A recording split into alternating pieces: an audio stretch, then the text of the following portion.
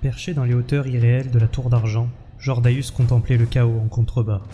Ce lieu n'était pas une simple forteresse, c'était une énigme vivante, un dédale de perspectives mouvantes où les murs s'étiraient ou se rétractaient selon des lois absurdes. Les plafonds devenaient des sols, les dimensions se pliaient les unes aux autres, et des cités dorées, suspendues dans le vide, flottaient telles des mirages de grandeur éternellement hors d'atteinte. Tout autour, la réalité vacillait, instable et changeante comme le souffle d'un dieu capricieux. Ses compagnons, quant à eux, luttaient pour leur survie sur une galerie battue par le feu et les hurlements démoniaques. D'immenses statues à l'image de puissants démons projetaient des gerbes de flammes à intervalles imprévisibles. En tête, Druantael marchait d'un pas inébranlable, sa silhouette végétale fendait les cendres sans ralentir. À ses côtés, Malnet, éclat de haine et de lame, dansait entre les assauts. Plus en arrière, Witrom haletait, suivi de près par Gotrek, hache en main, et rire aux lèvres, taillant dans les rangs de sanguinaires de cornes avec une vigueur sauvage. Sa hache runique brûlait d'un feu ancien, et chaque balayage laissait dans l'air des traînées enflammées. Ils étaient prisonniers de la tour depuis un temps incertain. Les jours et les nuits n'existaient plus. Toutefois, ils ne ressentaient ni faim ni fatigue. Même la barbe de Gotrek avait cessé de pousser, signe que les lois ordinaires du monde n'avaient plus cours ici. Pourtant, loin d'en être abattu, le nain y puisait une joie féroce. Il avait marché de son plein gré vers sa perte, gronda-t-il, et il n'était pas rassasié. Qu'on lui envoie encore des démons, qui lui donnent une raison de faire chanter sa hache. Le groupe poursuivait leur route à travers le tumulte. Soudain, ils perçurent une rivière de lave qui coupait la galerie. Druantael bondit par-dessus avec la grâce naturelle de son espèce. Malnet suivit, jurant dans un souffle contre les jambes trop longues de la sylvanette. Gotrek ricana à l'idée qu'un nain ne puisse suivre une elfe. Mais Witrom, lui, manqua de finir rôti lorsqu'une langue de feu surgit d'une des statues. Il s'écrasa lourdement, éteignant les flammes qui s'accrochaient à son manteau et à sa barbe empestant. Il jurerait que ces statues avaient une volonté propre, grogna-t-il. Ce n'était qu'un peu de feu, répondit Gotrek en se frottant les bras. Il l'avait à peine ressenti. Tout à coup, Jordaeus lui cria de se retourner. Une nouvelle horde de sanguinaires émergea de l'ombre, leurs muscles luisants, leurs yeux brisés d'une haine éternelle. Cette fois, ils ne se précipitèrent pas, ils avançaient lentement, comme s'ils savaient ce qui les attendait. N'en avait-il pas déjà abattu des dizaines, soupira Witrom. Des centaines, répondit Gotrek, mais peu importait leur nombre, ils pouvaient venir. Le nain planta ses pieds dans la pierre, leva sa hache brûlante et lança un cri défiant. Ces créatures du chaos pouvaient hurler le nom de leur maître. Ils avaient en face d'eux le dernier des Dortrom, Gotrek Gurnison. La tour pouvait se tordre et se plier, ils ne reculeraient pas. Les démons répondirent par un chœur de hurlements inhumains, et chargèrent. Jordaeus sentit que le moment était venu d'agir. Il avait confiance en Gotrek et Witrom. Ces deux vétérans pouvaient affronter des nuées entières de démons mineurs, mais à quel prix? L'avancée de Druantael risquait d'être compromise, et dans un lieu où le danger renaissait à chaque recoin, perdre du temps signifiait souvent perdre la vie. Sans attendre davantage, Jordaeus déploya brièvement ses ailes auréolées d'énergie azyrite, puis se laissa tomber. Il frappa le sol tel un trait d'orage céleste, projetant au sol plusieurs sanguinaires, foudroyant les autres dans une gerbe d'éclairs. D'un geste précis, il planta sa javeline orageuse dans la poitrine d'un démon, déclenchant une détonation sourde. Le sang démoniaque fumait sur la lame en sigmarite. D'un large mouvement, il trancha la tête d'un autre, mais une troisième créature surgit. Avant qu'il ne puisse réagir, une main rugueuse le saisit. Gotrek l'écarta violemment et abattit sa hache dans le crâne du monstre. Witrom, lui, acheva le dernier. Il n'avait pas besoin de l'aide de l'Éternel, grogna Gotrek, et il ne la souhaitait pas non plus. Jordaeus, sans se troubler, tenta d'apaiser les tensions. Ne pouvait-il pas trouver une forme de paix? Depuis Mortis Rock, le Doomslayer ne lui avait presque pas adressé la parole. Mais le nain ne l'entendait pas ainsi. Jordaeus croyait-il que la rancune d'un nain se dissipait en quelques jours? Même un siècle ne suffirait pas. Certes, l'humain était immortel désormais, mais il pensait encore comme un simple homme. Gotrek s'éloigna, se dirigeant vers le ruisseau de lave qui divisait la galerie. Sur l'autre rive, Malnet les attendait, silhouette incertaine dans la brume et la cendre. Jordaeus tenta une dernière fois de le raisonner, le cœur serré. La tour influençait le dieu Ardin. Elle cherchait à les briser, à corrompre ce qu'ils avaient de plus fort, et Gotrek plus que les autres. Même si ce dernier n'était pas un des héros dont on pouvait retrouver le nom dans les livres de la grande bibliothèque de Sigmaron, le nain n'était pas du genre à rejeter un allié, ou à briser un serment. À ces mots, le Doomseeker éclata de rire, un rire dur et amer. Allié, serment, Jordaeus ne savait rien de lui. Il avait tué des innocents, il avait laissé mourir ceux qu'il aurait pu sauver, tout cela pour sa gloire. Le compagnon qu'il avait suivi autrefois sur la grande route de cendre était mort, l'autre humain aussi était mort, et s'il ne l'était pas, s'il avait été ressuscité comme Jordaeus, dans un simulacre d'homme forgé, alors Gotrek mettrait lui-même fin à ce blasphème et rendrait son âme au jardin de mort. Jordaeus en resta sans voix. Le nain était devenu fou, et il ne s'en rendait même pas compte. Gotrek était aussi têtu que les anciens rois Khazalides des légendes. Ne pouvait-il pas comprendre que Jordaeus avait prêté serment à Sigmar? Alors que le tueur s'éloignait, Whitrum, plus calme, s'approcha de Jordaeus et lui posa une main compatissante sur l'épaule. Le nain assura à l'Éternel que Gotrek savait ce que l'humain avait sacrifié. Peut-être qu'un jour, il comprendrait. L'Éternel hocha lentement la tête. La tour d'argent n'était pas seulement un piège de pierre et de flammes, c'était un piège d'âme, un jeu cruel orchestré par l'invocateur cachectique au service de l'élu éternel. Et Gotrek, dont la volonté était sa plus grande force, risquait d'en faire sa perte. Avant qu'ils ne perdent leur guide, Jordaeus saisit Whitrum par le col et, d'un puissant battement d'ailes, les souleva tous deux au-dessus du canal en fusion. Le vieux Duardin poussa un cri mêlé de frayeur et de rire. Jordaeus fondit sur Gotrek et l'attrapa en plein vol, emportant les deux nains au-dessus de la lave. Gotrek grogna qu'il ne pouvait pas porter deux nains en même temps. C'était par la volonté de Sigmar seul que Jordaeus volait, répondit-il. Et par cette même volonté, tout était possible, même en ce lieu. Il les déposa de l'autre côté, les bottes roussies mais indemnes. Whitrum tomba à genoux, touchant le sol comme s'il retrouvait la terre ferme après un long naufrage. Déjà Jordaeus repartait, déterminé. Malnet s'efforçait de briser les sceaux de la prochaine chambre, dit-il en marchant. Elle attendait sûrement qu'un nain lui vienne en aide, lança Gotrek, qui trottinait à côté de lui sans même s'en rendre compte. Pas qu'elle le demanderait, bien sûr. Cet elfe finirait par tous les faire sauter s'il ne l'arrêtait pas. Dans les entrailles délirantes de la tour d'argent, l'ingénieux et instable Galk Steamclaw du clan Scryer menait la danse de la destruction avec son arsenal raffiné, aussi dangereux pour l'ennemi que pour lui-même. Il arma d'abord son canon à foudre Malpierre fixé à son bras droit, jusqu'à ce que le réacteur greffé à sa colonne vertébrale grince d'alerte sous la pression énergétique. Sautillant d'excitation, il pointa son arme sur la horde de démons cramoisis qui accouraient, leurs lames brandies. Un éclair d'énergie verte pulvérisa les premiers rangs dans une gerbe brûlante. Mais chaque décharge successive perdait de sa portée et de son efficacité. Enragé, Steamclaw frappa le canon surchauffé. Les bobines étaient à sec. Peu importé. Il éclata d'un rire strident et activa le fusil Ratling monté sur son autre bras, balayant les lignes ennemies de balles imbibées de Malpierre, comme s'il éteignait un incendie de laboratoire. Pendant ce chaos, Naoto Deathsquill, maître assassin du clan Ishin, restait assis en tailleur, concentré sur un puzzle de pierres complexes qui bloquait l'accès à la salle suivante. Ce n'était pas la chambre de vie que Steamclaw lui avait promise, gronda-t-il. Détour promenade, répondit vaguement Steamclaw. Deathsquill leva une griffe en signe de silence, ignorant le tumulte autour de lui. Cette énigme était délicate, il avait besoin de calme. Soudain, le cliquetis du fusil Ratling retentit, signalant qu'il était vide. 13 malédictions du raccord nu, pesta Steamclaw. Cela faisait des jours, peut-être des semaines qu'ils étaient piégés dans cette maudite tour. Les munitions manquaient, tout comme les esclaves nécessaires à l'entretien et au calibrage de l'arsenal du représentant du clan Scryer. Il en venait presque à regretter le jour où il avait croisé la roue du seigneur Grit en col. Il grogna au maître assassin d'arrêter de s'agiter et de plutôt l'aider. Deathsquill soupira sans lever les yeux. Si Steamclaw voulait se battre ou mourir, alors oui, il pouvait l'aider.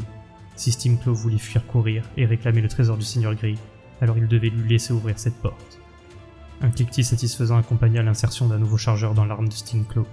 La mitraille reprit de plus belle, décimant les démons rouges à l'approche.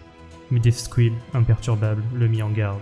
Le rat avisé gardait ses munitions en temps d'abondance. L'ingénieur Skaven répondit qu'il ne resterait pas ici longtemps. Il y avait un schéma, une logique cachée dans le fonctionnement des portails de la tour, une répétition triskonométrique, une base logarithmique du 13e degré.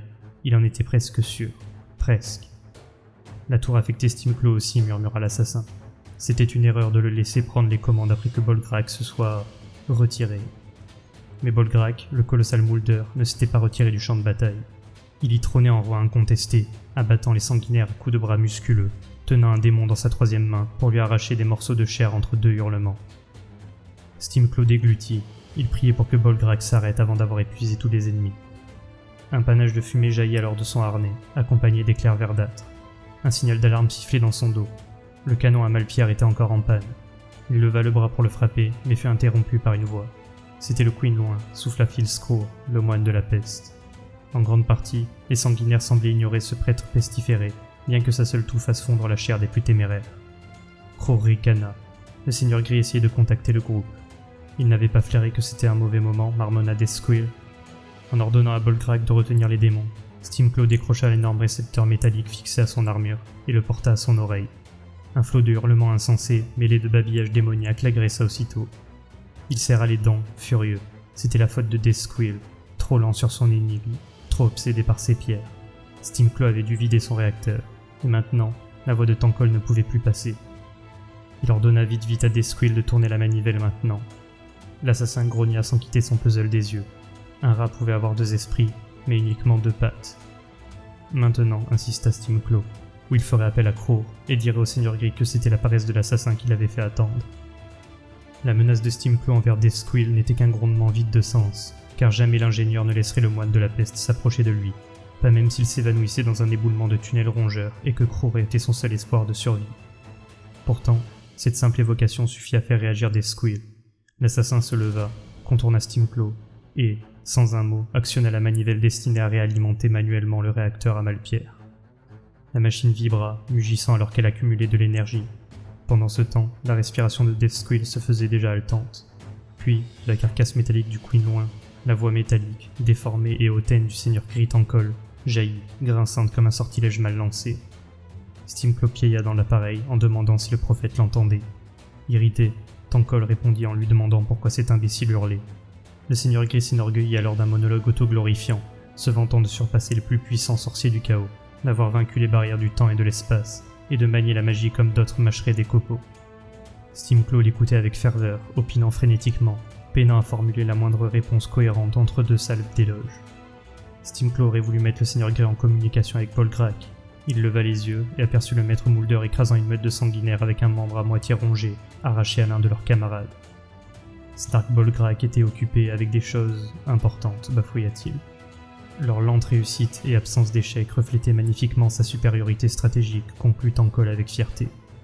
L'ingénieur acquiesça et chercha à partager ses nombreuses théories sur la nature de ce labyrinthe, mais le Seigneur Gris le coupa. Il ne voulait pas s'encombrer de détails. Ses pensées vagabondaient dans des labyrinthes bien plus vastes que ceux de Steamclaw. À cet instant, Deathsquill s'impatienta et exigea le Queen loin. Non, répliqua Steamclaw en serrant l'appareil contre lui. C'était un outil très délicat et complexe. Mais l'assassin fut plus rapide. Habitué au combat rapproché, il arracha le récepteur des pattes de Steamclaw et l'approcha de son museau. Naoto Deathsquill déversa alors son ressentiment, dénonçant la folie de la tour d'argent, pire que tout ce qu'il avait affronté auparavant. Même les filles de Kane, traquées dans les ombres d'Ulgu, lui semblaient presque accueillantes en comparaison. Il critiqua à demi-mot Tankol lui-même pour ne pas avoir révélé toute l'ampleur du péril. Puis, d'un ton faussement respectueux, il suggéra que le Seigneur Gris, par ses puissants sortilèges, vienne lui-même les guider ou ouvrir la porte devant laquelle ils étaient bloqués. « Mille excuses, Seigneur Gris, siffla Steamclaw par-dessus son épaule. L'assassin ne possédait pas la foi aveugle que lui avait en la grandeur divine du prophète. Mais les sarcasmes de Deathsquill eurent une réponse immédiate. Un sifflement strident explosa dans le Queen loin, forçant les 2 Skaven à reculer sous l'impact. Puis une série de mots distordus leur parvint. Deathsquill, ne pas entendre, tourner plus vite, aller venir soi-même. Imbécile. Avant que l'assassin ne puisse reformuler quoi que ce soit, l'appareil cracha une toux de fumée et mourut, l'alarme s'éteignant dans un dernier souffle morne. La connexion était rompue. Seigneur Gris halta Steamclaw, reprenant le récepteur des pattes de Deathsquill, mais il n'entendait rien, juste le silence. L'ingénieur serra les dents. C'était typique. Juste au moment où Tankol allait, peut-être, faire usage de sa légendaire magie et se joindre à eux, voilà que le Queen loin rendait l'âme. Il lança un regard noir à Deathsquill, tout en reposant l'appareil avec des gestes exagérément précautionneux. Il lui cracha de retourner bosser sur cette porte. Il lui avait bien dit que c'était un objet délicat. Au cœur du tumulte, Malnet jeta un bref regard par-dessus son épaule. Gotrek, Whitrum et Jordaeus luttaient avec acharnement contre l'avalanche de sanguinaires qui inondait la promenade. Elle soupira, lasse, et reporta son attention sur l'énigme qui se dressait devant elle. Heureusement, Druantel la couvrait à merveille, tenant les démons à distance. Le casse-tête en soi était déjà assez diabolique sans que Gotrek ne vienne ajouter ses conseils criés à plein poumon. Face à Malnet s'élevait une porte étrange, enchâssée dans le mur au fond d'un couloir, flanquée de 2 piliers sculptés à l'image de ronces sinueuses. Devant elle, un piédestal portait une tablette de pierre sur laquelle étaient disposées des centaines de tuiles d'ivoire. Chacune était marquée d'un fragment de hiéroglyphe et pouvait être déplacée, formant probablement un mot de passe. Tandis qu'elle manipulait les tuiles avec soin, Gotrek, fidèle à lui-même, ignora ses protestations et tenta de déplacer une pièce. L'elfe grogna qu'elle se débrouillait très bien toute seule. Il y avait plus dans l'art des assassins de Kane que de savoir trancher une gorge dans le noir. Mais Gotrek, obstiné, insista. Cette rune-là portait clairement le signe Klinkerune, ça voulait dire déverrouiller. Malnet répliqua que c'était n'importe quoi. Il s'agissait du glyphe Aborashi, pour détruire. S'ensuivit une joute verbale absurde, Gotrek lançant une phrase incompréhensible dans une langue obscure, à laquelle Malnet refusa de donner une traduction. Druantael, quant à elle, en avait fini de combattre. Elle s'approcha, impatiente, presque fébrile, comme si l'envie de tailler cette porte en pièces, ou Malnet elle-même, lui démangeait l'écorce. Elle demanda pourquoi la voie n'était-elle pas encore ouverte. Whitrum, toujours engagé dans la mêlée, aboya depuis l'arrière. Même un éternel de l'orage ne pouvait retenir les démons éternellement. Tout irait bien si Gotrek n'arrêtait pas de tout dérégler, pesta Malnet.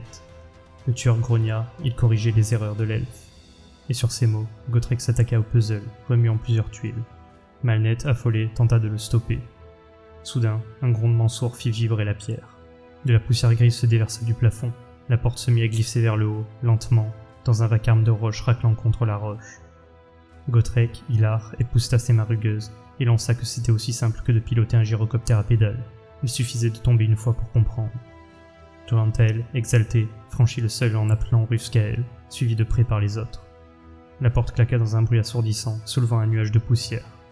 Tous se mirent à tousser, sauf la sylvanette qui n'avait pas besoin de respirer. Des gémissements et couinements étranges s'élevèrent de l'autre côté. Le portail était ouvert, Scryer annonça une voix nasillarde. Bien, il avait parfaitement confiance en ses capacités, répondit une autre voix hésitante, avant de s'interrompre en apercevant Malnet. Le regard rougeoyant du Skaven se figea sur elle, avant de remonter vers Druantael, puis vers Jordaeus. L'hostilité était palpable. Des Skaven gronda Gotrek. Pelage orange bava une créature colossale, à moitié rat, à moitié ogre. C'était impossible, siffla un autre Skaven. Tankol avait détruit le pont des royaumes. Gotrek pâlit de rage. Malnet, narquoise, souffla.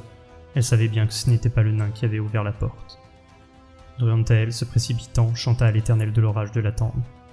Moi aussi, hurla Gotrek en brandissant sa hache. Si ce vieux crétin de Tankol était là, il était à lui. Jordaeus bouillonnait à l'idée de venger ses frères tombés au combat. Une dette de sang était due, pour Secrus, pour Anziris, pour le Mortis Rock. L'éternel de l'orage, invoquant la foudre, lança un javelot sur la brute appelée Bolgrak, au moment où celle-ci abattait un point de malpierre sur lui. Une barrière d'énergie chaotique explosa entre eux, les repoussant tous deux. Druantael fut projeté en arrière. Gotrek et Jordaeus reculèrent en titubant. Bolgrak, confus, bavait et rugissait. Malnet, les yeux brûlés par les résidus magiques, cligna plusieurs fois des yeux. Une barrière magique indiqua Jordaeus. Druantael annonça qu'elle ne tiendrait pas face à sa reine. La dryade s'élança à nouveau vers le mur invisible, l'âme levée. Le choc la propulsa violemment au sol, près de Whitrum, toujours aux prises avec les sanguinaires. Un rire déformé et sinistre secoua la barrière invisible, résonnant dans la salle comme un écho moqueur de la chute de Druantael. Malnet pivota brusquement, tentant de localiser la source de ce rire malsain, mais il semblait provenir de partout à la fois, comme si les murs eux-mêmes chuchotaient avec malveillance. Une voix s'éleva, sèche comme du papier froissé, acide comme un vin tourné. Elle semblait parler au nom de la tour entière. « Bienvenue, héros, déclara-t-elle. Ils avaient traversé bien des épreuves, guidés par leurs désirs les plus profonds, ceux-là même que seul le maître de la tour d'argent pouvait exaucer, tous réunis par le seul fil du destin. » La voix gloussa, elle se faisait railleuse. Certains d'entre eux étaient venus pour le tuer. Quelle folie! Il était Xargarael, le tyran aux yeux. Ici, dans les murs de cette tour, il était l'équivalent d'un dieu. Dieu grogna Gotrek provocateur, alors qu'il se montre s'il était si puissant, ou bien avait-il peur de la hache d'un nain. Un tremblement secoua la pièce, accompagné d'un nouveau rire tonitruant de Xargarael. Les Skaven, terrifiés, se plaquèrent au sol, oreilles rabattues. Autour d'eux, les derniers sanguinaires prirent feu et se dissipèrent en volutes de fumée rouge. Xargarael avait banni les démons, juste comme ça, souffla Whitrum stupéfait. Malnet sentit son sang se glacer. Elle murmura à Gotrek. On ne combattait pas impunément l'un des 9 d'Archaon. Xargarael reprit, moqueur. L'elfe noir était perspicace. Combien de berserkers avait-il étranglé dans leur propre fureur? Combien de champions invaincus avait-il figé dans la jalousie et la vanité? Gotrek gronda, tandis que la rune sur sa poitrine se mit à briller dangereusement. Malnet le regarda avec inquiétude. Ce n'était pas uniquement sa chair ou son sang que la tour pervertissait, mais sa volonté même. Des mots jaillirent, gutturaux et anciens, dans une langue naine oubliée. Gotrek frappa son crâne du poing, furieux. Il ordonna de sortir de sa tête. Eux deux, son destin lui appartenait à lui seul. Mais la voix répondit, implacable. Pas encore Gotrek, fils de Gurney. C'était lui seul qui déciderait quand cela s'achèverait. Le silence retomba. Malnet devina que Xargarel s'adressait désormais à tous. Jusqu'ici, ils l'avaient tous bien diverti, mais le jeu devenait fade. Les intrus avaient entrevu ce qui les attendait. Ils savaient désormais qu'ils n'étaient pas les seuls à poursuivre son sanctuaire. Le premier groupe à atteindre sa salle serait récompensé au-delà de ses désirs les plus fous. Les autres seraient tout simplement effacés de l'existence. Gotrek répondit par un rictus féroce, mais Malnet sentit la peur se nouer en elle. Elle porta la main à son talisman, mais n'y trouva aucun réconfort. Il ne s'agissait pas seulement de mourir, non, il s'agissait d'être oublié, même par Kain lui-même. La lumière du dieu roi n'était pas à la portée de l'invocateur cachectique, proclama fièrement Jordaeus. Peu importé, murmura Druantael, ils seraient les premiers. Les Skaven affolés piaillèrent pour contester, comme si le simple fait de nier l'assurance de la Sylvanette pouvait changer leur sort. Alors, la voix changea.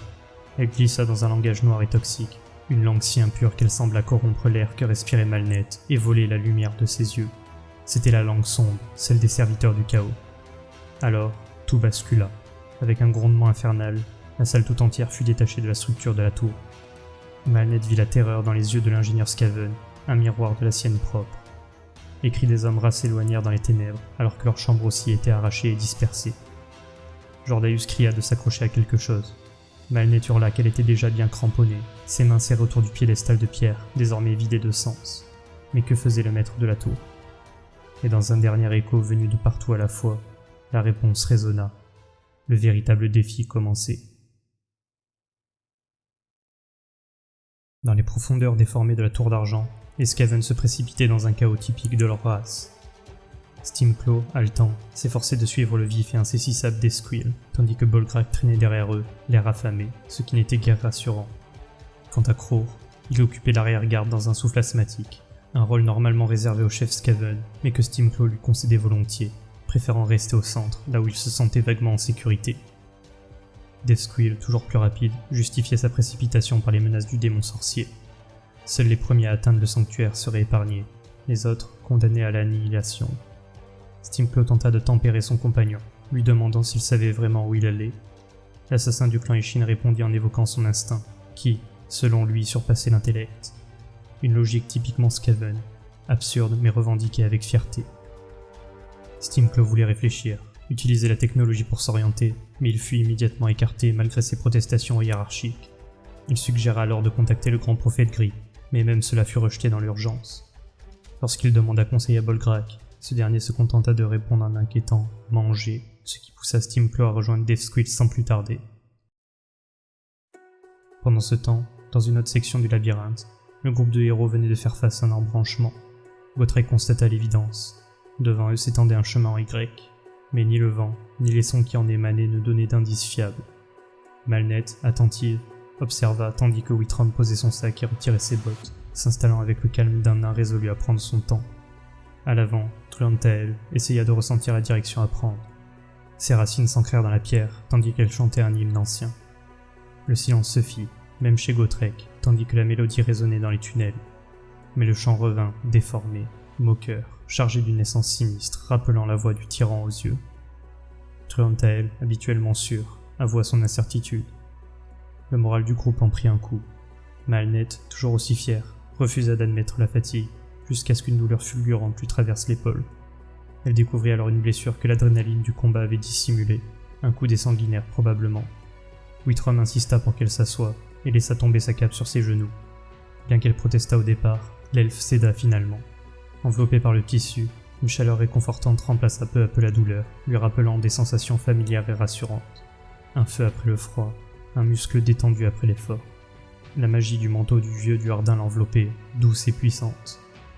Whitrum, lui, souriait, évoquant l'origine de ce précieux artefact, le cadeau d'une dame. Pendant ce moment de calme, Jordaeus s'était avancé vers l'intersection des tunnels, ses pas marquant le sol d'étincelles. Il examina une statue cachée par le temps et la mousse, nichée dans un renfoncement entre les deux embranchements. À sa vue, des souvenirs ressurgirent. Il reconnut le visage du héros Cukain Hammerfreen, autrefois vénéré à Edassa, son image gravée sur les pièces et immortalisée dans les mosaïques des bâtiments publics. Jordaeus y vit un signe. La statue levait son marteau en direction du chemin de droite, vers les cieux. Pour lui, c'était un indice clair laissé par l'invocateur cachectique, une direction divine à suivre. Gotrek, toujours méfiant et bougon, jugea ce raisonnement trop facile, presque suspect. Whitrum leur rappela que les défis des tours d'argent étaient faits pour être surmontés. Il sous-entendit également que les récompenses du démon de Tzeentch n'étaient jamais celles qu'on souhaitait, mais toujours celles qu'il désirait leur imposer. Malnet, entre-temps, se leva, guérie grâce à la cape. Elle nota intérieurement combien la magie avait été efficace. Elle se sentait presque renaître. En s'approchant de la statue, elle ne vit pas Q Kane comme Jordaeus, mais un avatar de Kane, tenant un cœur sanglant dans une main. Cela la troubla profondément, mais la statue indiquait néanmoins la même direction que Jordaeus, à droite. Druantel sentit à son tour une présence, l'écho lointain du chant d'un sylviarque. Elle aussi choisit la droite. Le groupe semblait uni dans sa décision, jusqu'à ce que Gotrek, fidèle à son tempérament, annonce qu'il irait à gauche sans explication. Questionné par Jordaeus, il lâcha seulement qu'il voyait dans la statue un nain ayant fait un mauvais choix. Puis, sans plus de cérémonie, il s'enfonça dans le couloir de gauche. Druantel, fidèle à la volonté de la Reine éternelle, prit la direction opposée. Gotrek l'arrêta un instant, déclarant que leur pacte était désormais accompli. Elle l'avait mené ici, et c'était tout ce qu'il devait à la Reine. Il la remercia à sa manière, rude mais sincère, et déclara leur dette réglée. La chasseuse ne répondit pas. Elle tourna simplement les talons. Malnet observa la scène, tiraillée. Elle ne s'était jamais liée à Druantel, mais elle aurait tout donné pour échapper à Gotrek. Elle songea à l'espace d'un battement de cœur, à abandonner le tueur, à suivre la Sylvanette hors du cauchemar de la tour. L'idée de liberté réelle, sans devoir envers Sigmar ou les filles de Kane, l'effleura comme une brise d'été, mais elle ne put s'y résoudre. Elle pensait à la rune de pouvoir Unbaki en jeu, et aux conséquences si elle tombait entre les mains du démon Xerkerael. Son devoir envers l'ordre d'Azir, même fragile, la retint. Elle renonça le cœur lourd. Sans adieu, les chemins divergèrent. Druantel s'en alla, droite et fière. Gotrek, dans un sens opposé, toujours aussi obstiné. Jordaeus suivit le nain sans mot dire. Malnet, amer, resta quelques instants figé, puis marcha dans la même direction, le pas plus lourd que jamais. Whitrum, témoin de cette dispersion absurde, lâcha un soupir dépité. C'était particulièrement stupide. Malnet haussa les épaules. Ça aurait pu être pire, dit-elle, mais au fond d'elle, elle n'arrivait pas à imaginer comment. Dans une salle sombre et humide, des rats grouillaient, se repaissant des cadavres d'Oruk massacrés lors d'une embuscade ratée. Les corps encore chauds étaient livrés en pâture à une nuée de vermine qui semblait étrangement attirée par le terrifiant Bolgrak. Stimclaw observait cette scène avec un mélange d'intérêt et de crainte. Il se demandait si ces Oruk, comme eux, s'étaient égarés dans la tour d'argent, attirés par une promesse ou une illusion. L'idée qu'il puisse lui aussi finir ainsi le glaçait, mais une pensée furtive vint adoucir sa terreur. Et si, finalement, il se trouvait un recoin tranquille de la tour pour s'y cacher à jamais? Ce rêve de fuite s'effaça lorsqu'il se tourna vers le prisonnier survivant, un Oruk capturé lors de l'affrontement. Il baissa sa griffe canon et visa. Il fallait des réponses. Bolgrak, brutal et affamé, proposa d'arracher les bras du prisonnier pour le faire parler. Stimclaw refusa. Ils avaient besoin de lui en un seul morceau. Ou presque. D'un tir bref de foudre distillé par l'énergie de la Malpierre, Stimclaw fit hurler le captif. Le Skaven savoura ce cri et monta légèrement la puissance de l'arme pour une seconde décharge, plus longue, plus douloureuse. L'odeur de chair brûlée flotta dans l'air, tandis qu'un nuage de fumée verdâtre s'élevait. Filfcrow rhuma longuement, avec un plaisir écœurant. Deathsquill gronda son désaccord. Il doutait que le prisonnier sache quoi que ce soit. Probablement un autre être perdu dans ce labyrinthe sans fin. Stimclaw ne répondit pas. Il partageait cette crainte au fond. Mais alors que le groupe s'enlisait dans ses doutes, Bolgrak, le museau levé, renifla l'air. Une odeur, du bois, de la sève, quelque chose de vivant. De la magie de vie, Stimclaw en eut l'espoir. Était-ce un indice vers la fameuse chambre de la vie, celle qu'il recherchait sur ordre de Tankov? Soudain, un frémissement agita le portail derrière eux. Deathsquill poussa un cri, ordonna de vite se cacher. Les Skaven, comme un réflexe de survie collectif, disparurent dans les ombres, derrière des piliers, des statues, sous les cadavres. Même Bolgrak s'enfuit parmi les Oruk morts, sa masse immense totalement camouflée. Une silhouette franchit le portail, une sylvanette, haute, majestueuse et seule. Aucun signe de l'éternel de l'orage, ni du pelage orange. Elle émit quelques sons rocs, langage naturel de son peuple, puis, sans accorder un regard au corps ou au rat, elle poursuivit son chemin, résolue. La sylvanette murmura Stimclaw. La chasseuse de Kurnot rectifia Deathsquill. Ils observèrent, tapis dans l'ombre, fascinés. Était-elle en quête de la même chose qu'eux? Se pourrait-il qu'elle connaisse la voix? Deathsquill, d'un ton sérieux, admit que c'était très probable. Stimclaw, excité, vit là une confirmation. S'ils avaient croisé sa route, c'est qu'ils étaient sur la bonne. encore une preuve de l'ingéniosité Skaven. Puis, la voix mélodieuse de la Sylvanette, pourtant si lointaine, sembla s'adresser à une autre entité, mais ces mots atteignirent les Skaven cachés. Pas loin. Stimco étouffa un rire nerveux. Il demanda à Deathsquill s'il pouvait la suivre sans qu'elle ne le repère. Ce dernier, piqué dans sa fierté, répondit d'un regard assassin. Alors, avec un rictus avide, Stimco fit signe. Ils allaient la suivre, cet elfe arbre. Le prix de l'invocateur cachectique et les louanges de Tankol étaient à portée de griffes. Enfin, après un interminable corridor, Gotrek s'approcha d'un portail miroitant avec un grognement de soulagement. Il frappa le cercle de pierre encadrant l'ouverture du bout de sa hache. À ses côtés, Jordaeus partageait son sentiment. Gotrek rappela qu'il n'avait demandé à personne de le suivre. Il ne portait pas la responsabilité du choix de ses camarades. L'Éternel répondit que le tueur était semblable à un météore, traînant dans sa course les poussières d'âmes trop folles pour ne pas le suivre. Malnette, lasse, ne prit pas la peine de masquer son agacement. Elle n'avait plus envie de se battre contre les choix du nain, ni de débattre avec Jordaeus. Que ces deux illuminés s'entraînent mutuellement dans une tombe absurde lui était désormais bien égal. Ils étaient tous piégés ensemble dans cette quête, jusqu'à ce qu'ils trouvent et détruisent l'invocateur cachectique, ou périssent en tentant de le faire. Contre toute attente, Gotrek sembla s'épanouir face à cette fatalité. Enfin une parole sensée chez l'elfling, lança-t-il en riant. Malnette grimaça. Elle chercha un regard plus rationnel et le trouva chez Whitrum, qui examinait les runes gravées autour du portail. Mais même lui ne sentait rien d'inhabituel. Ce n'était qu'une porte, déclara Jordaeus. Sans attendre les autres, Gotrek franchit le portail d'un pas décidé. Malnette, tentée de souhaiter sa disparition, se retint. Jordaeus le suivit aussitôt, avec foi. Malnette, elle, n'en avait guère. Tandis qu'elle hésitait, une voix étrange résonna dans le portail. Un rire lointain, éthéré, moqueur qui lui indiqua savoir qui elle était. La Kainite tressaillit. Whitrum, qui disait n'avoir rien entendu, s'approcha alors, arborant un sourire paternel et doux. Un instant, Malnette crut qu'il allait lui dire quelque chose d'important, mais il se ravisa, haussa les épaules et disparut dans le portail. Les nains, grogna-t-elle en le suivant. Elle émergea dans une salle inondée, à l'humidité suffocante. Des carreaux décoraient les murs, comme ceux d'un ancien bain azyrite. Des jets d'eau s'écoulaient de sculptures aquatiques, et le sol était recouvert d'eau tiède. Elle manqua de percuter Jordaeus, arrêtée net. Un frisson d'alarme la saisit. Où était Whitrum demanda-t-elle. Jordaeus ne comprenait pas. Il pensait que Whitrum était derrière l'elfe. Elle se retourna, paniquée, mais le portail avait perdu sa lumière. Un simple anneau de pierre, inerte, à demi submergé. Elle frappa le cadre, hurla le nom du vieux nain. Rien. Gotrek, placide, commenta. Whitrum n'était plus là désormais. Malnette s'emporta, mais le tueur lui rappela qu'elle n'avait pas été aussi compatissante quand il avait été sonné sur le pont des royaumes. Cependant, la vérité que la Kainite tentait d'étouffer jaillit malgré elle. Elle se laissa tomber à genoux dans l'eau. Elle aimait bien Whitrum. Jordaeus, l'air sombre, conclut que l'invocateur cachectique les éliminait un par un. Gotrek suggéra de trouver l'arbre ancien qu'ils étaient venus chercher avant que le labyrinthe ne les dévore à leur tour. Il s'enfonça plus loin dans la salle, déjà concentré sur l'architecture. Malnette, pourtant, ne parvenait pas à oublier.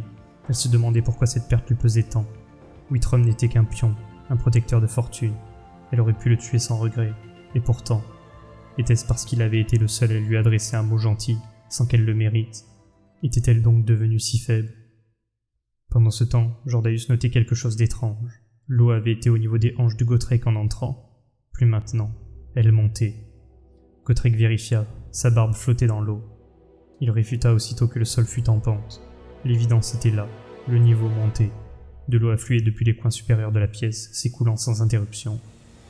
Leur arrivée avait dû activer un mécanisme, dit Malnette, reculant vers le portail désormais inutile. Des dalles de pression peut-être. Probablement de la magie, indiqua Jordaeus.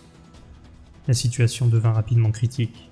Tandis que l'eau atteignait presque son menton, Gotrek pestait contre cette maudite tour et en appelait à l'intervention d'un mécanisme caché. Jordaeus tenta d'intervenir. Grâce à ses ailes d'énergie céleste, il s'éleva vers les décorations sculptées au plafond, agrippé au bas-relief comme un grimpeur au flanc d'une montagne.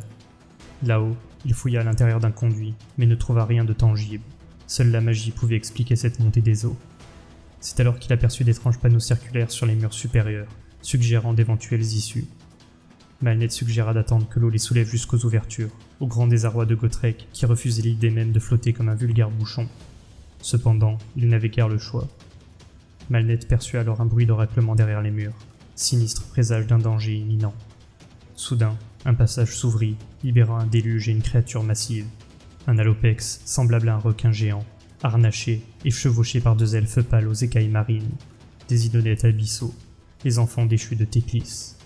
Malnet les avait tenus pour une légende. L'un des elfes ordonna l'élimination du nain et la capture de la Khainite afin de récupérer son âme. Un harpon fut tiré, manquant Gotrek de peu grâce à l'avertissement de Malnet. Des portes supplémentaires s'ouvrirent, libérant davantage de ces elfes aveugles, certains étant armés d'arcs. Alors que les flèches pleuvaient, Malnet plongea sous l'eau, se servant de la résistance aqueuse pour amortir les traits. Gotrek, quant à lui, s'engagea dans un corps à corps titanesque contre le requin et ses 2 cavaliers. Malgré l'hostilité du milieu, il frappait de toutes ses forces, abattant poing et hache contre le monstre. Avec une série de coups brutaux, il éventra presque entièrement la bête qui convulsa et tinta l'eau de rouge.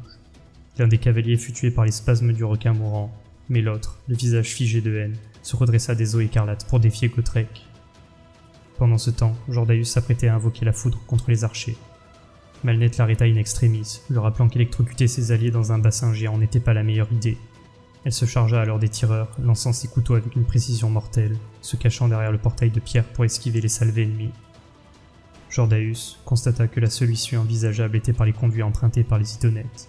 Il tenta de s'y engager, mais la pression de l'eau l'en empêchait.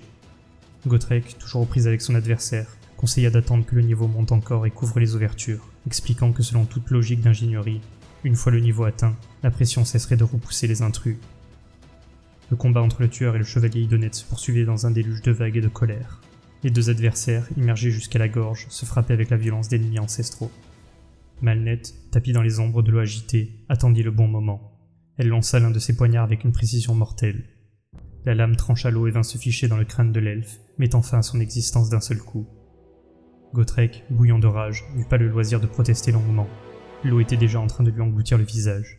Il allait la voir, grogna-t-il en buvant la tasse. Mais Malnet, las de la situation, indiqua qu'il fallait fuir. L'eau, désormais, touchait presque le plafond, et les ouvertures, auparavant hors d'atteinte, étaient submergées. Il ne savait toujours pas nager, admit Gotrek. Cependant, il refusa de prendre la main que l'elfe noir lui tendait. Malnet lui lança un regard acéré. La noyade était-elle donc une meilleure fin qu'un harpon d'elfe des mers?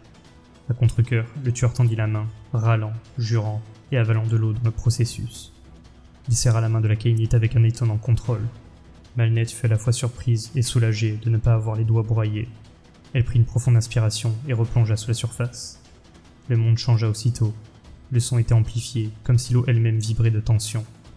Elle percevait le mugissement des courants, l'énergie électrisante de Jordaeus, et les voix fluides, presque tristes, des elfes aveugles qui fouillaient désormais les restes de leurs compagnons, plus préoccupés par le pillage que par leur poursuite.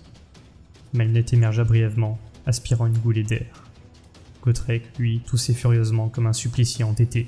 Il exigeait de savoir où se trouvait ce fichu éternel. Malnet lui désigna l'aura lumineuse de Jordaeus, encore visible sous l'eau. Ce dernier avait déjà pris de l'avance, son essence céleste illuminant le chemin tel un phare d'Azir. Combien de temps pouvait-il retenir son souffle demanda-t-elle au nain. Gotrek répondit de ne pas s'inquiéter pour lui. Il ne mourrait pas en avalant l'eau souillée d'un elfe poisseux, plutôt mourir de honte. Les 2 compagnons prirent une dernière respiration, puis plongèrent. Dans les profondeurs, Malnet distingua le tunnel emprunté par Jordaeus, un passage circulaire auréolé d'énergie céleste. Elle se hissa à l'intérieur à la force des bras, tirant son corps contre les parois. Lorsqu'elle se retourna, elle vit Gotrek aux prises avec 2 elfes, les bulles de sa rage montant à la surface. Elle tenta de crier, mais seul un flot de bulles s'échappa de sa bouche. Malgré tout, cela attira l'attention du nain qui, laissant ses ennemis derrière lui, donna de puissants coups de pied maladroits pour la suivre. Le tunnel descendait encore, se resserrant jusqu'à paraître infranchissable. Mais Jordaeus était bien passé par là, la lumière céleste le prouvait. Malnet s'y agrippa, rampant plus que nageant, le corps écrasé par la pression et le manque d'air. L'eau n'avait plus ni haut ni bas, juste une direction, devant. Finalement, en face d'elle, se dessina une étrange ouverture. Une porte magique, une membrane aqueuse au reflet surnaturel, semblable à de l'eau distincte du reste. Elle irradiait d'un pouvoir ancien, d'une logique qui défiait la raison. Les poumons de Malnet hurlaient, son cœur battait à ses tempes comme un tambour de guerre. Elle refusa de céder. Elle ne laisserait pas son âme errer dans le dédale de l'invocateur cachectique. Dans un dernier effort, elle tendit une main griffue vers le portail, repoussant l'instinct de respirer pendant un instant de plus. Au cœur même de la tour d'argent, les Skaven s'étaient retrouvés dans un lieu improbable, une forêt, du moins quelque chose qui prétendait en être une. Steamclaw, toujours méfiant, avait guidé son groupe en suivant à bonne distance la créature sylvanette. Les autres Skaven restaient figés, ébahis par le spectacle déroutant. Des feuilles de cristal vibraient en harmonie avec des feuillages bien réels, créant une atmosphère enchanteresse, comme un rêve d'arbre imaginé par une créature qui n'en aurait jamais vu. Des sons d'animaux flottaient dans l'air, intrigants et dérangeants à la fois. Steamclaw, malgré lui, voulait comprendre ce qu'ils disaient, mais aucune odeur ne venait trahir leur présence. Il s'accroupit et fit signe aux autres de faire de même. La sylvanette avançait, craquant doucement sur les éclats de verre, jusqu'à un gigantesque arbre au centre de la salle. C'était la chambre de la vie, ça ne pouvait être qu'elle, murmura l'ingénieur. Deathsquill rappela qu'il l'avait bien dit qu'elle la trouverait. Très vite, les disputes internes éclatèrent entre les Skaven, chacun revendiquant le mérite de leur avancée. Un bruit de mâchoire agacée de Bolgrak la fit taire momentanément. Devait-il prévenir le Seigneur Gris ? Non, répondirent Steamclaw et Deathsquill d'une même voix. Pas encore. Ils n'avaient pas encore trouvé ce que leur maître cherchait, et il valait mieux éviter de subir sa colère pour avoir osé déranger son impatience légendaire. Soudain, un grondement sourd secoua le sol. Les arbres tintèrent comme des cloches fragiles, et le déséquilibre faillit envoyer Steamclaw au sol, piégé dans son armure mécanique. La sylvanette levait les bras vers l'arbre central et entonnait une sorte de chant, vibrant d'une énergie ancienne. C'était comme si elle appelait la forêt. Elle réveillait les arbres, piailla Steamclaw alarmé. Silence, siffla Deathsquill. Ces arbres étaient faux. En effet, ils se rendirent vite compte qu'il avait raison. Le grand arbre réagit et bougea. D'abord par un frémissement du tronc, puis par un mouvement plus profond, une lutte contre des racines enfermées dans la pierre. La sylvanette s'adressa à lui, le nommant Ruskael. Elle posa une main de bois contre l'écorce, et aussitôt, le tremblement cessa. Le sylviarque était enraciné trop profondément, dit-elle doucement. La voix du géant végétal résonna comme des planches pourries sous des pas discrets. Ruskael, encore engourdi, peinait à comprendre ce qui lui arrivait. Il se souvenait avoir été un protecteur de Giran, parti affronter l'invocateur, puis, plus rien, un gouffre de ténèbres. Désormais, il était piégé ici, dans cette fausse forêt, si loin de la lumière de la reine éternelle. La sylvanette s'employa à dégager les racines de Ruskael, frappant le sol de son épée. Un outil bien mal adapté à cette tâche, pensa Steamclaw avec mépris. Ruskael, entre deux sursauts de conscience, exprima sa détresse. Il se sentait brisé, vidé, comme si le ciel avait avalé le soleil et que la terre l'avait trahi. Mais la chasseuse de Kurnoth l'implora de ne pas abandonner. La reine éternelle elle-même l'avait envoyé chercher son enfant perdu. La révélation brisa quelque chose en Ruskael, un soupir immense s'échappant de ses branches cristalliques. Il devait parler à Druantel de la porte des royaumes. Un des Skaven sursauta, les oreilles dressées.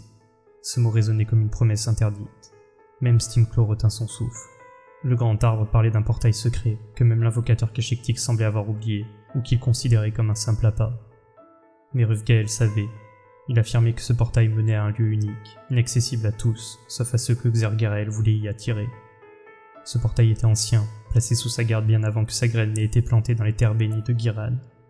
Et désormais, il fallait agir. L'heure approchait, le jeu arrivait à son terme. L'arbre savait où était le portail des royaumes, murmura Steamclaw, les yeux brillants de convoitise. Il élabora rapidement un plan retors. Capturer la sylvanette encore consciente et s'en servir comme otage. Ainsi, il pourrait la menacer afin que le sylviarque leur donne la localisation du portail tant convoité par leur maître. Bolgrak avait déjà hâte de tuer, sourd aux subtilités du plan. Deathsquill, quant à lui, s'interrogeait sur la réaction du sylviarque. Mais Steamclaw, sûr de ses estimations, avait tout prévu. Le vieil arbre était coincé, et une simple décharge à faible puissance de son canon à foudre suffirait à assommer l'autre créature sylvestre. Malheureusement, sa machine de guerre choisit cet instant critique pour émettre une gerbe de fumée verte, révélant leur position. Des éclats d'énergie tombèrent sur Krur, provoquant panique et confusion. Comme pour sceller leur destin, le Queen loin se mit à hurler, tant Cole cherchait à les joindre. La tentative de couper la communication déclencha encore plus d'alarme. Le vacarme alerta la sylvanette qui pivota vers eux, les yeux flamboyants de colère. Qui osait souiller la clairière du vénérable Ruskael, chanta-t-elle d'un ton chargé de menaces. Les Skaven furent aussitôt submergés par la peur. Steamclaw tira une décharge, mais manqua sa cible. Deathsquill disparut comme un souffle de fumée, et Krur se cacha derrière la carapace blindée de l'ingénieur. Isolé, Steamclaw réalisa trop tard qu'il n'avait jamais envisagé de fuir dans son armure lourde. En désespoir de cause, il fit feu avec sa mitrailleuse écliptique, pulvérisant les arbres de verre alentour, touchant peut-être même la sylvanette. Bolgrak prit rapidement l'initiative. Écartant Steamclaw sans ménagement, il rappela qu'il était le chef, prêt à tuer. Au même moment, ailleurs dans la tour, Gotrek, Malnet et Jordaeus progressaient difficilement dans un couloir détrempé, les vêtements ruisselants après leur fuite de la chambre inondée. Gotrek, grognon comme à son habitude, pestait contre l'eau, l'humidité et la présence d'elfes des mers. Leur chemin dans la tour restait incertain, guidé plus par la chance que par une réelle stratégie, bien que Jordaeus prétendît avoir eu foi dans le passage qu'il avait pris pour sortir de la salle piégée. Mais les chamailleries cessèrent brusquement lorsque Malnette perçut un son étrange. Elle se figea, tendant l'oreille. Un combat. Des tintements cristallins menaient à des éclats de rage. Cela ne ressemblait pas à une bataille ordinaire. Druantael, murmura Jordaeus. À cette seule évocation, Malnette s'élança à toute allure. Si la Curnoti se battait, cela signifiait soit qu'ils avaient tous trouvé Xargarael, soit qu'ils étaient tous aussi perdus dans cet endroit maudit. Dans les deux cas, s'allier était la meilleure option. Gotrek maugréa, mais suivit. L'heure du combat était venue, et il n'était plus question de traîner. Malnette s'immobilisa brusquement sur les dalles glissantes, ses bottes détrempées écrasant un tapis de feuilles de verre qui éclatèrent sous ses pas. Devant elle s'étendait une forêt irréelle, cristalline, où chaque rayon de lumière se répandait en mille éclats colorés. Le vent qui y soufflait semblait faire chanter les feuilles comme sur un tambour de verre. Ce lieu était d'une beauté envoûtante, mais elle n'avait pas le luxe de s'y attarder. Déjà, les Skaven, leurs rivaux révélés par Xargarael, étaient là. Heureusement, Druantael se tenait elle aussi dans la clairière. Malnette reprit espoir, bien que la Sylvanette soit déjà aux prises avec un adversaire terrifiant. Un énorme Skaven muté, à mi-chemin entre Raugor et vermine hypertrophié, presque aussi grand que la chasseresse de Curnot, et bien plus massif. Sa queue, aussi épaisse qu'un câble de navire, avait enserré le poignet de Druantael, l'entravant pendant qu'il l'assaillait de coups brutaux. Gotrek surgit derrière Malnette, hurlant en reconnaissant leur allié en détresse. Jordaeus, plus calme, rappela les mots de Withrog. Le labyrinthe n'existait que pour être conquis. Un petit Skaven armé jusqu'aux dents les pointa du doigt. Sur son dos, une machine à l'aspect improvisé bourdonnait, vomissant fumée et arc électrique comme une bombe à pierre magique sur le point d'exploser. Une voix stridente, semblable à un clou raclant le métal, s'éleva. Le Queen loin les sommets de répondre à l'appel de Tankol. Steamclaw, visiblement paniqué, ordonna à ses sbires d'attaquer. Parmi eux, le sinistre moine de la peste, couvert d'un haillon sale, semblait sans armes, ce qui ne rassura pas Malnette le moins du monde. Elle décida de s'occuper de lui avec Gotrek. Mais avant même qu'elle puisse finir sa phrase, le tueur s'élança dans la mauvaise direction. Jordaeus, lui, prit son envol vers Steamclaw, ses ailes irradiant la lumière d'Azir. Ce jaillissement lumineux révéla un nouvel ennemi, un assassin Skaven tapi dans les hauteurs, prêt à fondre sur Malnette. Il attaqua en hurlant, mais elle esquiva de justesse, se roulant sur le côté avant de répliquer par une série de coups rapides. L'ennemi, vif et agile, bondit et tourbillonna dans les airs, armé de 2 poignards empoisonnés. Le duel était brutal et rapide. Malnette opposa sa force à la vélocité du Skaven. Elle réussit à lui faire lâcher du terrain, le repoussant grâce à un coup d'épaule bien placé. Mais Deathsquill reprit immédiatement l'offensive. Son style était celui des clans Eshin, une danse mortelle à 3 lames, 2 aux mains, une 3e cachée sous sa cape et tenue par sa queue préhensile. Malnette para de justesse un coup destiné à ses cuisses, sacrifiant le cuir de sa botte au lieu de sa peau. Ils échangèrent quelques mots, se reconnaissant comme adversaires entraînés, elle par le temple de Keilbronna Aziraim, lui par les sinistres maîtres assassins d'Umbrazan. Deathsquill salua ce duel comme une épreuve digne de son art. Il attaqua alors avec la grâce d'un danseur et la sauvagerie d'une bête, forçant Malnette à repousser ses limites pour ne serait-ce que survivre. Alors que l'issue du combat demeurait incertaine, elle chercha désespérément une aide ou une distraction. Druantael et le mutant Skaven continuaient de s'écharper en arrière-plan, tandis que ni Gotrek ni Krorr n'étaient en vue. Heureusement, Jordaeus revint à ce moment précis, poursuivi par une pluie de tirs verts et d'éclairs de Malpierre. L'Éternel fonça à travers la clairière, forçant Malnette et Deathsquill à se jeter au sol pour éviter d'être balayés. Cette trajectoire attira les tirs de Steamclaw, le poursuivant comme du métal vers un aimant, offrant à l'elfe noir un instant de répit. Elle resta un instant allongée, feignant l'épuisement, mais observant attentivement. Elle avait perçu quelque chose que le Skaven n'avait pas vu. Alors que l'assassin s'approchait, moqueur, prêt à l'achever, un sylviarque colossal apparut silencieusement derrière lui et l'envoya valser dans les frondaisons cristallines du bois. Le monstre sylvestre, désintéressé du sort du Skaven, s'affaissa ensuite lentement, comme s'il retournait à un sommeil millénaire. Malnette se redressa, à la fois reconnaissante et intriguée. Elle s'adressa à l'esprit ancien, devinant son identité. Rufgael. Le sylviarque, blessé par les projectiles de Malpierre de Steamclaw, avoua sentir sa fin approcher. La corruption gagnait son cœur de bois, menaçant même son lament de Thierry, le germe de sa renaissance. C'est à ce moment que Gotrek réapparut, les traits rougis et un lambeau de fourrure pestilentielle accroché à sa barbe. La disparition du moine de la peste était donc résolue. Ignorant les plaintes du sylviarque, Gotrek l'interrogea avec autorité. Il exigeait de savoir où se trouvaient ses haches perdues. Rufgael reconnut le nom de Gotrek comme ancien, même pour lui, et lui révéla qu'il ne possédait pas ses armes, mais connaissait leur emplacement. Elle se trouvait au-delà d'un portail de royaume unique, gardé par le tyran aux yeux. Ce portail, selon lui, menait au monde qui fut, une relique des anciens temps. Cette révélation bouleversa Gotrek. L'idée même qu'un passage vers l'Empire, les principautés frontalières, le Karazhan-Kor, son monde natal, puisse encore exister semblait irréel. Il comprit alors que toutes les visions de la Reine éternelle ne le guidaient pas vers ses haches, mais vers son foyer perdu. Malnet le rappela à la dure réalité. Ce monde qui fut était condamné à être détruit sous les bottes d'Archaon. Mais Gotrek, déterminé, accepta cette vérité. Il rendit un dernier hommage à l'ancien Rufgael, désormais silencieux dans la mort. Soudain, l'invocateur cachectique, le maître du labyrinthe, apparut sous des applaudissements sarcastiques. Sa silhouette était squelettique, déformée et inhumaine, avec des bras chitineux et un crâne divisé. Il félicita Gotrek pour avoir triomphé de l'épreuve et l'invita à formuler un vœu, n'importe lequel, qu'il réaliserait en tant que dieu de la tour. Gotrek, méfiant, voulut refuser, mais le sorcier démoniaque l'immobilisa d'un simple geste, étouffant la puissance runique qui l'habitait. Malnet entendit même le cri mourant de la rune de Grimnir dans son esprit. Gotrek était désormais vulnérable. L'invocateur cachectique, moqueur, lui proposa de nouveau un souhait. Malnet tenta de l'avertir. Il fallait réfléchir avant de parler. Witrom les avait prévenus qu'on ne souhaitait jamais vraiment se coffrer le démon. Mais Gotrek, fidèle à lui-même, exigea de voir le portail vers le monde qui fut. Sans incantation, le portail apparut derrière le démon. Un dolmen carré de pierre, sculpté à l'effigie de dieu du Hardin. Grungni et une déesse inconnue à Malnet encadraient un voile d'argent translucide. Ce voile fluctuait, traversé par des visions changeantes de terre oubliée. Malnet ne distinguait rien de précis, mais Gotrek, lui, restait figé, comme si l'univers lui-même lui avait révélé son cœur. Ce portail miroitant n'était pas inconnu pour lui. Il reconnut, avec une stupeur mêlée d'émotion, le tout premier portail de royaume qu'il avait jamais franchi. À l'époque, il ignorait encore la nature véritable de cet artefact. Il l'avait traversé peu après avoir vaincu le prince démon Be'lakor, laissant un monde entier derrière lui. Ce passage, oublié depuis, s'était rouvert devant lui, surgissant du néant comme un souvenir revenu à la vie. Était-ce vraiment possible? Était-ce bien le même portail qui l'avait conduit de Khazad Drengazi au royaume du chaos? Était-il encore là, intact après tout ce temps? Absorbé par la beauté envoûtante de l'arche magique, Malnet ne perçut même pas la réapparition discrète de Jordaeus à ses côtés. Ce dernier, d'un ton calme mais empreint d'étonnement, demanda pourquoi un artefact aussi extraordinaire, un passage vers des terres rêvées seulement par les dieux, restait inutilisé. L'invocateur cachectique laissa échapper un petit rire, et répondit qu'il en avait bel et bien fait usage.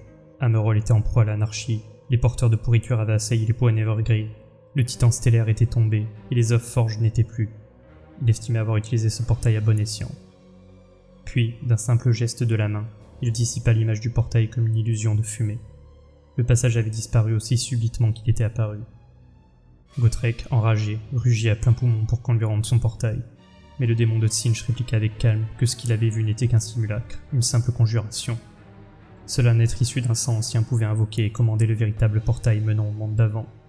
Ce sang rare coulait justement dans les veines de Gotrek. L'invocateur le confirma avec un sourire malsain.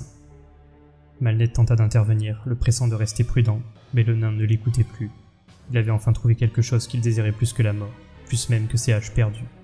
Ce portail, cet échappatoire, cette réponse à un passé oublié. Si on ne pouvait lui amener le portail, alors il exigea qu'on l'y envoie. L'invocateur cachectique, ravi par cette tournure des événements, s'inclina dans un geste théâtral. Mais avant de répondre à la requête du tueur, il claqua des doigts. Une nouvelle figure apparut aussitôt à l'endroit même où se trouvait le portail. C'était un Skaven, figé en pleine harangue, l'air complètement désorienté. Il portait de longues robes grises, souillées et rapiécées, ornées de symboles abscons qu'il semblait arborer avec fierté. Sa fourrure blanche, rareté chez les siens, trahissait un statut élevé. Deux cornes recourbées jaillissaient de sa tête, gainées de plaques d'or. Malnet reconnut immédiatement les signes. Était-ce le légendaire Seigneur Gris, ce sorcier insaisissable qui hantait les pas de Gotrek depuis son voyage le long de la grande route de cendres? Le Skaven s'interrompit, leva le museau, et réalisa où il se trouvait. En apercevant Gotrek et l'invocateur cachectique, il frissonna de peur et de rage mêlée. Dans un accès de colère, il frappa le sol avec son bâton, clamant qu'il était impossible qu'on les suivît jusque-là. Il énuméra ses récents exploits. Avoir brûlé Amerol, maudit les forêts, fait effondrer la gueule de Sotek. Avant de soupçonner une machination. Selon lui, seul un plan astucieux de l'invocateur pouvait expliquer la réapparition de Gotrek après tant de siècles. Saisit 5 boîtes d'argent de sa poche, il en aspira le contenu avec délice. De fines poussières de pierres magiques vertes qui firent luire ses yeux et hérisser sa fourrure. Revigoré, il hurla sa menace et lança une puissante attaque magique vers Gotrek. La suite se déroula trop vite pour que Malnet puisse comprendre. Un éclair vert l'aveugla et un bruit de tonnerre distordu ébranla ses sens. Quand elle recouvra enfin la vue et l'ouïe, Gotrek se tenait droit, tel un roc ayant résisté à une avalanche. Le Seigneur Gris, quant à lui, semblait pétrifié. L'invocateur cachectique s'était interposé entre eux, tenant son propre bâton levé. Autour de l'énorme œil monté au sommet du bâton, la foudre verte du Skaven tourbillonnait sans fin. Le démon remercia Gotrek pour sa puissance, appelant cela un don du sang ancien. Il traça un cercle lentement dans les airs, et dans son sillage, une véritable porte s'ouvrit. À travers cette brèche surnaturelle, des visages hurlants et des mains déformées jaillissaient, griffant la surface liquide. Le domaine de Tsinj se révélait, le labyrinthe de cristal, le cœur même du royaume du chaos. Le démon lança alors un défi. Oserait-il pénétrer dans cette dimension pour retrouver ce qu'il recherchait? Gotrek répondit sans hésiter.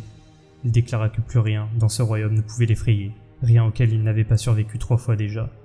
Il accepta le défi avant même que Malnet n'ait pu réagir et s'élança dans le portail. Le Seigneur Gris hurla aussitôt à ses subalternes de le poursuivre. Il releva ses robes et détala derrière Gotrek. Et soudain, comme sous l'effet d'un nouveau sort de l'invocateur, la confusion gagna tout le champ de bataille. Les combats reprirent spontanément. Stimklo visa Gotrek de sa Ratling, mais Jordaeus le transperça d'un javelot de foule. Ignorant la mort de son subordonné, Tankol traversa la mêlée, passant devant Bolgraki immobilisé de Ruantaed. Celui-ci l'écrasa au sol, la frappa à répétition jusqu'à ce que sa tête explose sous les coups. Tandis que son cri final faisait frémir les frondaisons de la forêt illusoire, Tankol franchit le portail. Malnet, horrifié, sentit la terreur l'envahir. Si un lieu dans tout le cosmos l'épouvantait plus encore que le monde d'avant, c'était bien ce royaume du chaos. Et pourtant, elle comprit qu'elle n'avait plus le choix.